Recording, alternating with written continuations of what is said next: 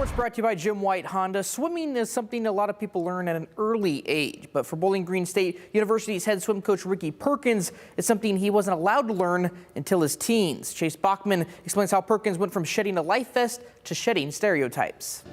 Rickey Perkins is the man leading BGSU swimming and diving programs, but as one of the few black coaches at BG, most people wouldn't guess that. You know, it'd be like, you know, you're the swim coach. You know, and I walk in, or you must be the football coach or the basketball coach. And I'm the swim coach. How Perkins got into the world of swimming is unlikely.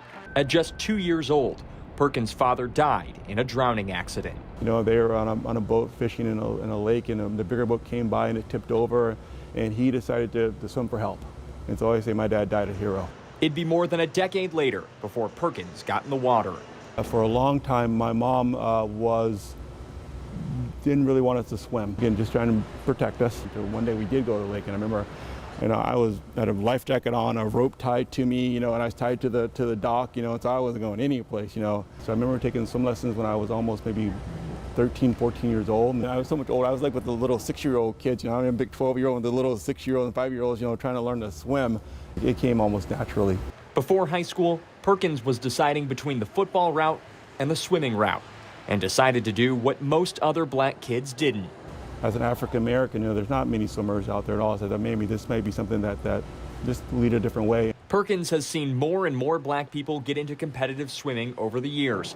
He hopes his career is inspiring black kids to think about swimming too. I hope I am in my own little way. You know, I'm just kind of in my own local area. I'm trying to do my best I can to be a good example. Perkins believes there's one thing swimming has that all other sports don't, and it's why more black people should get into swimming. It's the only sport that can save your life.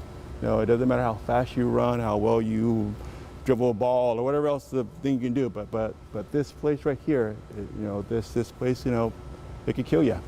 You know, and so you have to know how to swim.